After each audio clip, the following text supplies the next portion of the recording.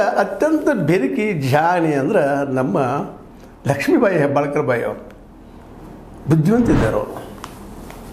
ನಿಜವಾಗಿ ತಮ್ಮ ಬೌದ್ಧಿಕ ಮಟ್ಟವನ್ನು ಇವ್ರಿಗಿಂತ ಹೆಚ್ಚು ಚಂದ ತೋರಿಸ್ಕೊಟ್ರು. ಇವ್ರಂಗೆ ಏನು ಜಾಗಲಿಕ್ಕೆ ಹೋಗಲಿಲ್ಲ, ಎಲೆಕ್ಷನ್ನೆಲ್ಲೂ ತ್ರಾಸ ಮಾಡ್ಕೊಳ್ಳಿಲ್ಲ, ಸುಮ್ಮನೆ ನೋಡ್ಕೋದು. ನಾನು ಬರ್ತೀನಪ್ಪ ಒಂದು ಕಲ್ಲು ಹೋಗ್ಬಿಟ್ರು, ಗುಮ್ಮ ನೀರಾಗ ಕಲ್ಲು ಹೋದಂಗೆ ನಾನು ಈ ಸಲ DCC ಬ್ಯಾಂಕಿಂದ್ರೊಳಗೆ ಅದೀನಿ ಅಂತೇಳಿ ದೊಡ್ಡ ತಲೆಮಾರು ಎಲ್ಲರಿಗೂ. ಆದರೂ ಯಾರ ಜೊತೆಗೂ ಓಪನ್ ಆಗಿ ಕಾಣಲಿಲ್ಲ. ಆದರೆ ಕಾಂಗ್ರೆಸ್ ಉಳ್ಕೊಂಡು ಕಾಂಗ್ರೆಸ್ನ ಸಹಾಯ ತೊಗೊಂಡ್ರು ನಮ್ಮ ಸತೀಶ್ ಅವ್ರದ್ದು. ಸಹಾಯ ತೊಗೊಂಡು ನಮ್ಮ ರಾಣಿ ಶುಗರ್ಸ್ ದೊಡ್ಡ ಫ್ಯಾಕ್ಟ್ರಿ, 55 ವರ್ಷಗಳ ಇತಿಹಾಸ. ಬಾಬಾ ಸಾಹೇಬ್ ನಮ್ಮ ಬಾಬಾಗೌಡ ಪಾಟೀಲರು ಜೊತೆಗೆ ನಮ್ಮ ಇನಾಮದಾರ್ ಅವರು ಸಾಕಷ್ಟು ದಿಗ್ಗಜರು ಕಟ್ಟಿದಂಥ ಅಲ್ಲೆಲ್ಲರಿಗೂ ಬೇಕಾದಂಥ ದೊಡ್ಡ ಶುಗರ್ ಫ್ಯಾಕ್ಟ್ರಿ. ಅಲ್ಲೇ ತಮ್ಮನ್ನು ಓದ್ಕೊಂಡಿಸಿದರು. ನಮ್ಮ ಚಂದ್ರರಾಜ್ ಹಟ್ಟಿಹೊಳಿ ಅವ್ರನ್ನ ಅಧ್ಯಕ್ಷ ಮಾಡಿದರು.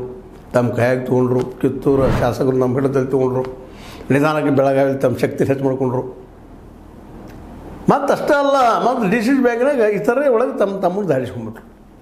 ನಿಜವಾಗಿ ಹೆಚ್ಚು ಇವರೆಲ್ಲರಿಗೂ ಹೆಸರು ಮಾಡಿಕೊಂಡು ನಮ್ಮ ಲಕ್ಷ್ಮೀಬಾಯಿ ಹೆಬ್ಬಾಳ್ಕರ್ ಅವರು. ನಾನು ನಿಜವಾದ ಮುತ್ಸದ್ದಿಯನ್ನು ತೋರಿಸ್ಕೊಟ್ರಿ ಇವತ್ತು. ಒಂದು ರೀತಿಯಿಂದ ಸತೀಶ್ ಅವ್ರಿಗಿಂತ ನಾವು ಮುತ್ಸದ್ದಿ ಅನ್ನೋದನ್ನು ಅವ್ರು ಮಾಡಿದ ಬಿಹೇವಿಯರ್, ಅವ್ರು ತೆಗೆದುಕೊಂಡು ಲಾಭಗಳಿಂದ ಯಾರಿಗಾದ್ರೂ ಅನಿಸ್ತದೆ. ಸಹಜರಿ ಒಂದು ರಾಣಿ ಶುಗರ್ ಫ್ಯಾಕ್ಟ್ರಿಯನ್ನು ತಮ್ಮ ಕೈಲಿ ತೆಗೆದು ಹುಡುಗಾಟಲ್ಲ ಅದು. ಅಲ್ಲದೆ ಸಾಕಷ್ಟು ಕಾಂಪಿಟೇಷನ್ ಆಗ್ತಿತ್ತು, ಅದು ಆಗದಂಗೆ ತಪ್ಪಿಸಿದ್ರು. ಕತ್ತಿಯವ್ರಿಗೆ ತಮ್ಮ ಸ್ಥಾನ ಉಳಿಸ್ಕೊಳಿಸಲು ಗುದ್ದಾಡ ಪಾಪ. ಹುಕ್ಕೇರಿ ಹೋಗ್ತದಪ್ಪ. ಹುಕ್ಕೇರಿ ಹೋದ್ರೆ ರಾಜಕೀಯ ಅಸ್ತಿತ್ವ ಹೋಗಿಬಿಡುತ್ತೆ ಅವ್ರದ್ದು. ಈಗ ಹೆಂಗೆ ನಮ್ಮ ಜಾರಕಿಹೊಳಿ ಅವ್ರದ್ದು ಗೋಕಾಕ್ ಹೋದ್ರೆ ಅವ್ರ ರಾಜಕೀಯ ಅಸ್ತಿತ್ವ ಹೋಗಿಬಿಡ್ತದೆ. ಅದಕ್ಕಾಗಿ ಅವರೆಲ್ಲರೂ ಒಂದಾಗಿ ಬಿಡ್ತಾರೆ. ಇದರಲ್ಲಿ ದೊಡ್ಡಂಥ ರಾಕೆಟ್ ಸೈನ್ಸ್ ಏನಿಲ್ಲ. ಗೋಕಾಕ್